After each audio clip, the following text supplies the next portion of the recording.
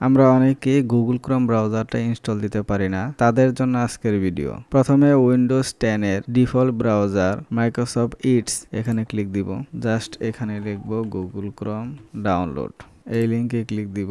এখানে download Chrome, এখানে tick চিহ্ন যদি দেওয়া না থাকে দিয়ে নেবেন। এখানে ডাউনলোডটা শুরু হয়ে গেছে। এখন এই ফোল্ডারটা রান করলাম।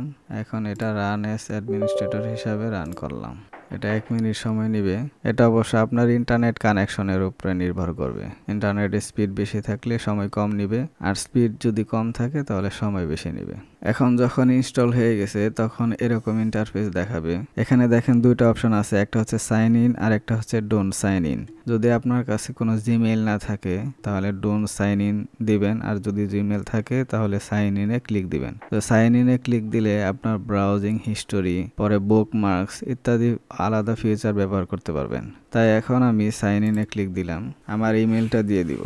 দেওয়ার পরে নেক্সটে ক্লিক দিব। এখানে ইমেল পাসওয়ার্ডটা দিয়ে দিলাম। এখানে মোবাইলে একটা নোটিফিকেশন গেছে। দেখেন, আমি যদি সিনক্রোনাইজেশন অন করতে চাই তাহলে এখানে ইয়েস আই এম এখানে ক্লিক দিতে হবে। এটা যদি ডিফল্ট ব্রাউজার করতে চান তাহলে সেট এজ ডিফল্ট ব্রাউজার এখানে ক্লিক দিব। ক্লিক দেওয়ার পরে দেখেন এখানে ক্লিক দিবেন এবং গুগল ক্রোমটা ব্যবহার করবেন, এবং এখানে চেক ইট আউট আর সুইচ এনিওয়ে আমি দিব সুইচ এনিওয়ে। এখানে গুগল ক্রোমটা ডিফল্ট ব্রাউজার হিসেবে সিলেক্ট হয়ে গেল।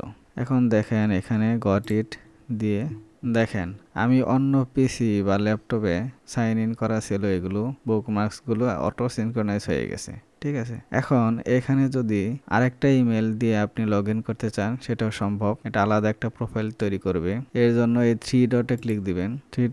এখানে 3 ডটে ক্লিক দেওয়ার পরে এখানে খেয়াল করে দেখেন যে অ্যাড নিউ প্রোফাইল এখানে ক্লিক দিবেন। দেখেন নতুন একটা অপশন আসছে, এখানে সাইন ইন ক্লিক দিবেন এবং আপনার ওই ইমেলটা দিবেন। ঠিক আছে, আমি আমার ইমেলটা অ্যাড করে দিই। ইমেলের পাসওয়ার্ডটা দিব। মোবাইলে একটা নোটিফিকেশন গেছে বরাবরের মতো। জি, এখানেও ইয়েস আই এম। এখানে নতুন একটা নাম দিতে পারেন আপনার বোঝার সুবিধার্থে। এখান থেকে একটা কালার সিলেক্ট করতে পারেন, করার পরে ডান। ঠিক আছে, এখন দেখেন এটা সুবিধা হচ্ছে কি, এটা কেটে দেই। কেটে দেওয়ার পরে দেখেন এখন এখানে যখন ক্লিক দিব দেখেন আপনি যেটা পছন্দ সেটাতে আপনি লগ ইন করতে পারবেন। আমি যদি এটাতে লগ ইন করি তাহলে দেখেন এখানে যে বুকমার্কসগুলো ইউজ করছি সেটা আমি পাবো।